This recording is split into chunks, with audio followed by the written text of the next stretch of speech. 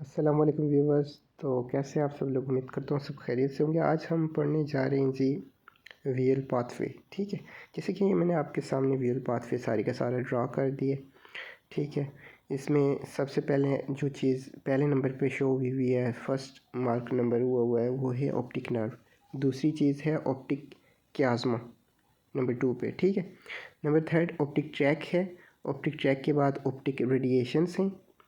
Optic radiations के बाद occipital cortex है जो नंबर 5 पे है। ठीक है, नंबर 6 जो मैंने दिया हुआ है वो आपको नज़र आ रहा होगा, वो लेटरल जेनिकुलेट बॉडी का दिया हुआ है, जो कि ऑप्टिक ट्रैक और ऑप्टिक रेडिएशन के दरमियान में जो है मौजूद होती है। ठीक है, अब वीएल पाथवे में, इस पूरे पाथवे में कहीं भी कोई भी लेजन वगैरह आ जाए तो उसकी वजह से वीएल फील्ड डिस्टर्ब हो जाती है। पेशेंट को वैसे नहीं नज़र आता जैसे कि एक नॉर्मल पेशेंट बंदे को नज़र आना चाहिए। ठीक है, तो सबसे पहले अगर बात की जाए ऑप्टिक नर्व की, तो ऑप्टिक नर्व आपको पता है कि ये गेंगलियन का एक जो गेंगलियोनिक नर्व फाइबर्स हैं ना रेटिना के, उनके एक्सॉन्स का गुच्छा होता है। ठीक है, जो कि मूव करता है फ्रॉम दी आई बाल या रेटिना ऑप्टिक डिस्क की आप कह सकते हो, ऑप्टिक डिस्क से मूव करता है, ऑप्टिक क्याज़्मा तक जाता है। ये इसकी लेंथ ऑप्टिक डिस्क से लेकर ऑप्टिक क्याज़्मा तक होती है। उससे आगे ऑप्टिक ट्रैक शुरू हो जाता है क्याज़्मा के बाद। ठीक है,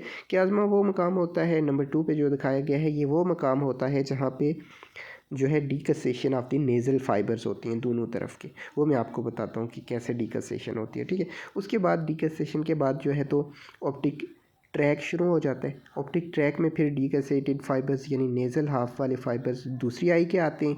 ठीक है, और टेम्पोरल वाले अपनी साइड के यानी इप्सिलेटरल साइड वाले फाइबर्स मूव करते हैं, वो up to the lateral geniculate body तक जाते हैं। ठीक है, लेटरल जेनिकुलेट बॉडी के बाद क्या आ जाती हैं ऑप्टिक रेडिएशंस, जो कि इन्हीं वीएल सिग्नल्स को वीएल कॉर्टेक्स में लेके जाती हैं, जहाँ पे हम व्यू जो इमेज हो रहा होता है उसको व्यू करते हैं, और जो है हमारा ब्रेन इंटरप्रेट करता है कि ये क्या चीज़ नज़र आ रही है, हमें बोतल नज़र आ रही है या हमें कोई बेड नज़र आ रहा है, वट एवर। ठीक है, तो सबसे पहले हम देख लेते हैं जी ऑप्टिक नर्व की लेजन। ठीक है, अगर ऑप्टिक नर्व की लेजन आ जाती है प्रोक्सिमल या डिस्टल पार्ट पे, तो उसकी वजह से वीएल फील्ड कितनी डिस्टर्ब होगी और इससे क्या चेंजेस आएंगी, वीएल फील्ड में क्या चीज़ नज़र नहीं आएगी। ठीक है, देखिए इस चीज़ को समझने के लिए आपने ये समझना बहुत ज़रूरी है कि ये जो आई बाल राइट आई और लेफ़्ट आई में लिखा हुआ है ना, राइट आई के ऊपर आप देखेंगे टेम्पोरल साइड वाले जो फाइबर्स हैं, यानी एक तो नेज़ल साइड आ गई ना, दोनों आई के दरमियान में नोज़ होता है ना, तो उसको नेज़ल साइड कहते हैं। जबकि टेम्पोरल साइड जो साइडों वाली पोर्शन होता है ना वीएल फील्ड का, उसको टेम्पोरल फील्ड कहते हैं। ठीक है, देखिए जो टेम्पोरल चीज़ें पड़ी हुई होंगी वीएल फील्ड में, उनका इमेज बनेगा कहाँ पे? एक्चुअली वो नेज़ल साइड ऑफ दी जो फाइबर्स हैं ना नर्व फाइबर्स, उनकी नेज़ल साइड पे बनेगा, ये देख सकते हैं आप। ठीक है, और जो नेज़ल साइड पे एक्चुअली चीज़ें दरमियान वाली साइड पे पड़ी होंगी, उनका इमेज लेटरली बनेगा, यानी कि temporal part of the retina पे बनेगा। ये चीज़ आपने समझनी है। ठीक है, इसकी वजह से ये आप समझ के, तो फिर आपको ये समझना बहुत इजी हो जाएगा कि वीएल फील्ड कौन सी उड़ेगी, जबकि लेजन ऑप्टिक नर्व में आ रहा है। नर्व में आ रहा है तो सीधी सीधी बात है कि ऑप्टिक नर्व पूरी की पूरी ज़ाहिर है लेजन हो गई है, तो उसकी वजह से full blindness of the single eye, जिस आई की ऑप्टिक नर्व उड़ी है उसी का जो है क्या उड़ जाएगा जी, पूरी की पूरी नज़र चली जाएगी। ठीक है, उसके बाद जो है आता है जी और लाइट रिफ्लेक्स को क्या होता है, लाइट रिफ्लेक्स भी ज़ाहिर उड़ जाएगी, क्योंकि ऑप्टिक नर्व के ज़रिए से ही लाइट रिफ्लेक्स के फाइबर्स भी आ रहे होते हैं। वो आपको मैंने पहली वाली प्रीवियस वीडियोस में भी बताया हुआ है, जो कि हमने डिस्कस किया था लाइट रिफ्लेक्स का, वीएल जो है कंसेंचुअल लाइट रिफ्लेक्स और डायरेक्ट लाइट रिफ्लेक्स। इसमें क्या होगा, डायरेक्ट लाइट रिफ्लेक्स एब्सेंट होगी और कंसेंचुअल ज़ाहिर है दूसरी लाइट दूसरी आई में जो देखते होते हैं वो भी एब्सेंट हो जाएगी। ठीक है, अब ऑप्टिक क्याज़्मा के लेवल पे अगर होता है लेजन, यानी दरमियान में नंबर 2 पे चेक करें, वहाँ पे अगर लेजन आ रही है तो उसकी वजह से जो नेज़ल फाइबर जो डीकसेट कर रहे थे ना, नेज़ल साइड से आते हुए डीकसेट करें, वो उड़ जाएंगे। ठीक है, और लेटरल फाइबर्स दोनों आई के ठीक होंगे। तो इस सूरत में होता है जी बाई टेम्पोरल हेमी एनोपिया होता है, क्योंकि देखिए टेम्पोरल साइड वाली जो फील्ड है ना वो उड़ जाती है। क्यों? क्योंकि आपको मैंने बताया है टेम्पोरल साइड ही वो साइड होती है जो कि नेज़ल फाइबर जिसको लेके आ रहे होते हैं। ठीक है, ये कंसेप्ट आपको मैंने दे दी है। तो इसके साथ साथ क्या होगा जी, लाइट रिफ्लेक्स पे क्या असर पड़ेगा? लाइट रिफ्लेक्स पे वही असर पड़ेगा कि जो जो नर्व फाइबर ज़ाहिर है जहाँ जहाँ से डैमेज हो रहे हैं, नेज़ल वाले फाइबर डिस्टर्ब हो रहे हैं, तो नेज़ल वाली लाइट रिफ्लेक्स भी एब्सेंट हो जाएगी, और लेटरल वाली जो लेटरल फाइबर हैं उनकी लाइट रिफ्लेक्स जो उन पे पड़ी हुई है लाइट, वो वाले ठीक होंगे, ठीक है ना।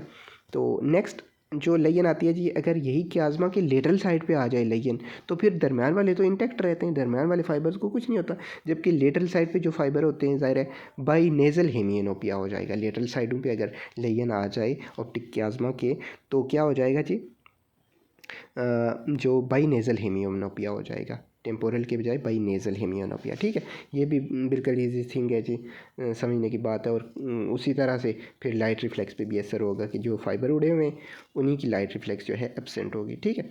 नेक्स्ट ये जो अच्छा डीकसेशन होती है ना क्याज़्मा के लेवल पे, क्रॉसिंग ओवर हो रही होती है नेज़ल जो है नर्व फाइबर्स की, इसको हम वॉन विलीब्रेंट नी भी कहते हैं, ठीक है। तो नेक्स्ट ऑप्टिक ट्रैक आ जाता है। ऑप्टिक ट्रैक अगर लेयन आ गई तो आपको पता है कि इप्सीलेटरल वाली जो है टेम्पोरल वीएन उड़ेगी, और जो कंट्रालेटरल है दूसरी साइड वाली आई है उसकी कौन सी उड़ेगी जी, उसकी नेज़ल फील्ड, ठीक है ना, ठीक है। फील्ड हाँ, इसका सॉरी मैं आपको बताना भूल गया कि जो टेम्पोरल फाइबर है ना वो उड़े हुए हैं इप्सीलेटरल साइड के, टेम्पोरल फाइबर जो इप्सीलेटरल साइड के उड़े हुए हैं उनकी nasal field, actually field nasal जाएगी उसकी, ठीक है। जबकि जो कंट्रालेटरल है ना उसका नेज़ल फाइबर उड़ा हुआ है, तो उसकी जो फील्ड होगी वो टेम्पोरल फील्ड उड़ेगी, ठीक है। नेक्स्ट आ जाते हैं हम जी ऑप्टिक रेडिएशंस में। तो ऑप्टिक रेडिएशन में भी यही सीन होगा, ठीक है। जबकि जो ऑप्टिक ट्रैक का लेवल है ना वहाँ इनकंग्रुएस क्या हो रहा है जी, होमोनिमस हेमियनोपिया हो रहा है, ठीक है। और जो ऑप्टिक रेडिएशंस पे लेयन आएगी ना उसका क्या हो जाएगा जी, कॉन्ग्रुअस होगा। जो है हेमियनोपिया हो रहा है ना जो, तो वो क्या होगा, कॉन्ग्रुअस होगा, नॉन कॉन्ग्रुअस नहीं होगा, ठीक है। ये चीज़ आपने बस याद रखनी है। बाकी वील कॉर्टेक्स आ जाता है। वील कॉर्टेक्स अगर नहीं है सही तो ज़ाहिर है वीएन ठीक नहीं आएगी, ठीक है। ये था ऑल अबाउट जी क्या वील पाथवे। तो ये आप एक दफ़ा अभी देखेंगे बुक से तो आपको बिल्कुल असबर हो जाएगा, इसमें कोई मुश्किल बात नहीं है, सिर्फ समझने की बात है। और ये आप एक दफ़ा चेक कर लें। और स्कोटोमा जो कंसेप्ट है ना वो आपको बता देता हूँ कि स्कोटोमा, सेंट्रल स्कोटोमा की अगर बात करें तो इसका मतलब होता है कि सेंटर में वीएन की सेंटर फील्ड उड़ी हुई है तो उसको सेंट्रल स्कोटोमा कहते हैं। जबकि लेटरल स्कोटोमा का मतलब होता है कि लेटरल साइड की फील्ड उड़ जाए, ठीक है ना। तो ज़ाहिर है जहाँ जहाँ से नर्व फाइबर रेटिना के ऊपर से लेकर यानी कहाँ तक पीछे ऑप्टिक नर्व के लेवल पे जो भी है, तो वो जो फाइबर लेयन में आते हैं ना तो वो उस साइड की जो है फील्ड उड़ जाती है, वो जिस फील्ड को कैरी कर रहे थे उस फील्ड की वीएन लॉस हो जाएगी, बाकी वाली रिमेन सेम रहेगी, ठीक है ना। तो thank you for watching. If you have any query you can ask. अल्लाह हाफिज़।